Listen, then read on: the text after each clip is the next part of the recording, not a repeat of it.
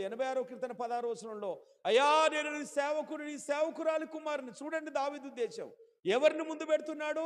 నా తల్లిని బట్టైనా 6 రోజుల ప్రార్థన, 7 రోజుల ఏడుపు అంత దేవుడు చూసి, ఏమ్రా నీ తల్లిని ముందర పెడతా, పో నేను క్షమించిన పో అంటున్నాడు. చప్పట్లు కొడదామా? గట్టిగా చప్పట్లు కొడదాం.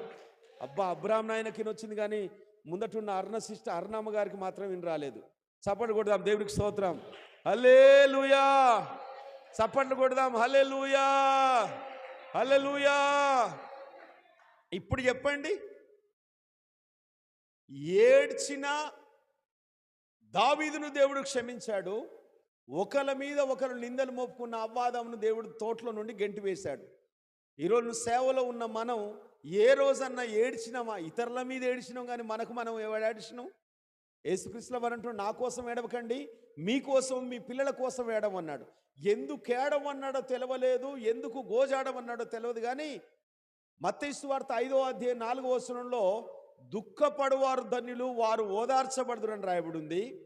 ఇప్పుడు దుఃఖపడుతున్న వారు ధన్యులని చెప్పి మత్తయి సువార్త రాసింది, లూకా సువార్త రాసింది లూకానే, వైద్యుడైన లూకా. ఈ లూకా సువార్త 6వ అధ్యాయంలో 25వ వచనంలో అంటాడు, అయ్యో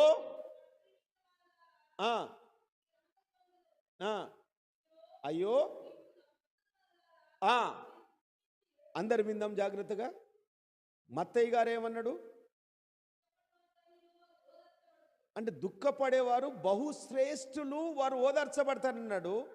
పర్ఫెక్ట్గా డాక్టర్ కాబట్టి, బాగా చదువుకున్న వ్యక్తి కాబట్టి లూకా అంటున్నాడు, ఇప్పుడు దుఃఖపడేవారు అంటున్నాడు. స్తోత్రం చెబుదాం. హల్లెలూయా. కొత్త సంవత్సరంలో ఎందుకు ఏడవాలనో దేవుడు అందుకు రాయించాడు. మేము అదే చెప్పుకున్నాం. కొత్త సంవత్సరంలో 11 గంటల నుండి దాదాపు 12 గంటల వరకు సంఘం అంతా గోలబెట్టి ఏడ్చారు. అందరూ కూడా గోళ్ళు ఏడ్చారు. ఏమని ఏడ్చారు తెలుసా? ప్రభువా మమ్మల్ని క్షమించండి. ఏ మాటలు చెప్పాను అర్థమైందా?